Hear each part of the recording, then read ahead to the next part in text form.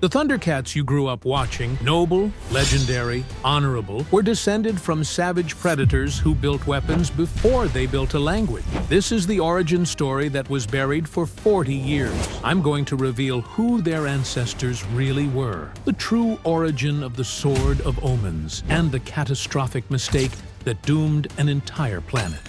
What if I told you the very first ThunderCats weren't heroes? What if the race that became a symbol of justice started as something far, far darker? In the beginning, there was nothing. That's literally how the comic begins. Black, void, silence. Then, suddenly, everything. Countless galaxies, innumerable planets.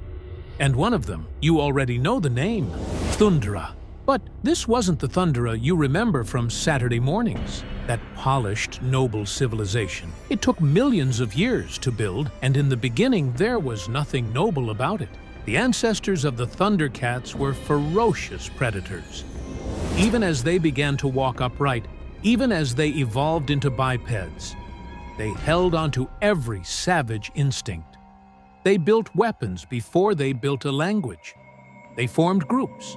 Not out of trust, but out of survival, numbers of their own kind only. Outsiders were never trusted, and as those small groups grew into large tribes, the culture that emerged was a culture of war, all over the planet, for thousands of years, always the same, tribes fighting each other for dominance and control. Enlightenment would eventually come, but millions of Thunderian lives would be lost before that happened. The civilization we know today wasn't gifted to them. It was built on a foundation of blood. And here's the twist that makes this whole story incredible. The peace that finally ended those wars, it didn't come from a great hero. It came from the son of the man who started them. His name was Megatherion. Ironically, he was the son of the leader of the Macarodons, the very tribe that launched the first great tribal wars. But Megatherion looked at everything his father had destroyed and made a choice. His father conquered through fear. Megatherion chose a different weapon: trust.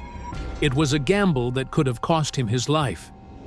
Tribe leaders who had spent generations at war didn't exactly welcome a handshake from the enemy's son, but Megatherion wasn't offering peace. He was offering power. Shared power.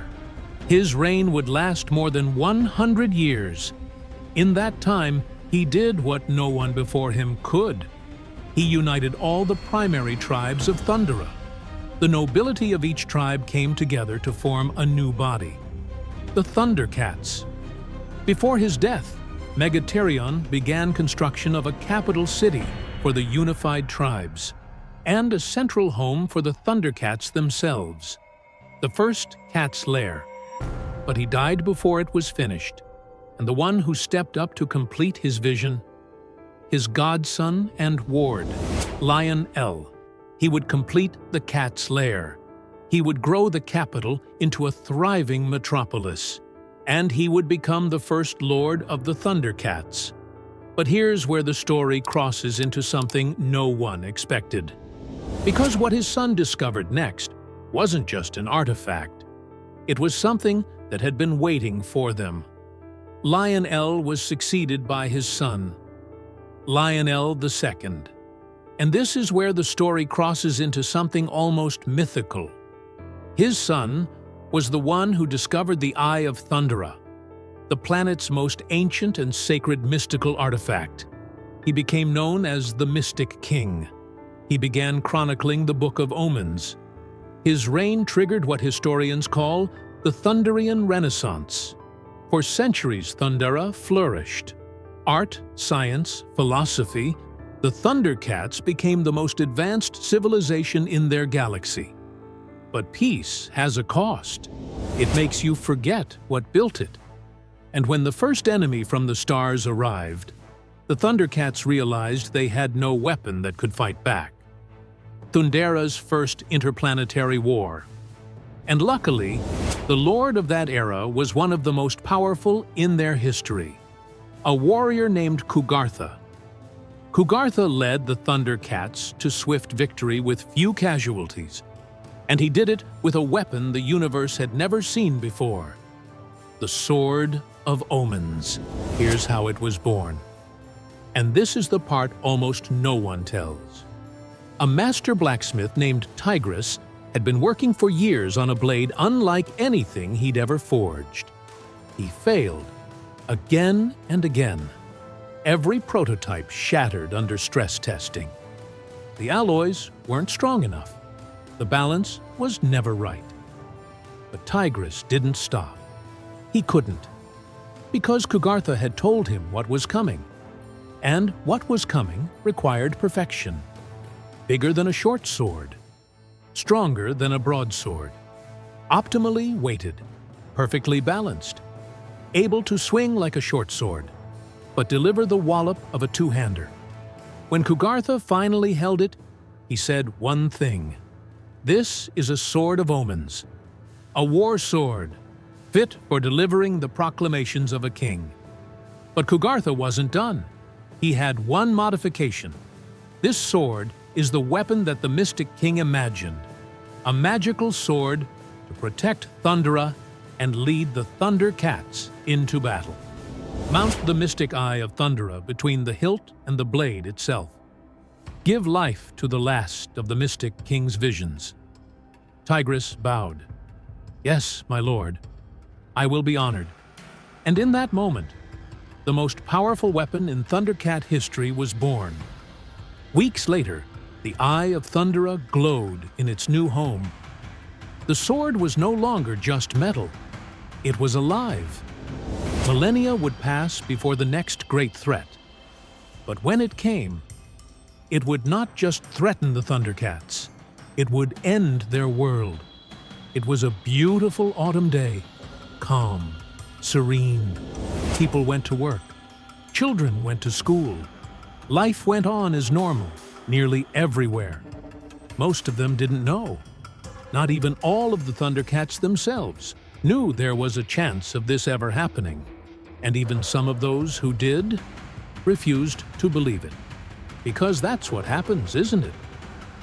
Thundera's governors spent the final hours doing what politicians always do. Some argued the chief scientist's findings were wholly inaccurate, while the planet fell apart beneath their feet. Had the Lord of the ThunderCats been weaker, Thundera might have ended with all its leaders still shouting at each other in Parliament. But they had Jaga. Jaga walked into that chamber, commanded silence, and laid out a plan for a global evacuation. Every last man, woman, and cub. Millions of lives. The time they had? A week. Someone laughed. But here's the part that makes it even worse. They didn't even have a week. They had hours. Senators rushed back to their home provinces to lead their people out personally. Arks were loaded to capacity. Ships scrambled from every corner of the globe. Jaga redirected every transport he could find from the capital to the underrepresented parts of the planet. Even if it only meant saving a dozen more lives, we had to try. But the situation was getting worse by the minute. Thundera's crust began to separate, sending tremors through the entire planet. Jaga knew they wouldn't make it through the night. His plan: women, children, and the next Lord of the ThunderCats go first, with a few of his inner circle to protect them. He told Panthro and Tigra to lead the first wave out, taking Claudus and the others to safety. Jaga himself would stay behind and lead the last wave, only after the rest of the planet was safe. But Claudus wouldn't allow it. He explained, Jaga was needed to lead the first wave. He couldn't allow the greatest warrior alive to perish with Thundera. Jaga argued he couldn't let his former lord remain. It was too dangerous. But then Claudus said the one thing Jaga couldn't refuse. Look out for my son. Ensure the next generation of ThunderCats. Claudus had lost his sight in battle. He had relinquished his mantle as Lord. He had chosen Jaga as his replacement for a reason. And now he was asking for one last thing. Jaga agreed. Deep down, he knew. And he knew that Claudus knew. Another ship, would not make it out of the cat's lair in time, just as hundreds of other ships would not make it off the planet. That was the last time they ever saw each other. But even though they lost their planet that day, they saved their culture, preserved it for future generations, carrying the code, the history, the sword, everything Megatherion, Lion-El, the Mystic King, Kugartha and Claudus had built across the stars. Everything you watched as a kid, every battle on Third Earth, every time Lion-O raised that sword, was possible because of the sacrifice of an entire world you were never told about. If this story hit you the way it hit me, subscribe, because the next dossier goes even deeper.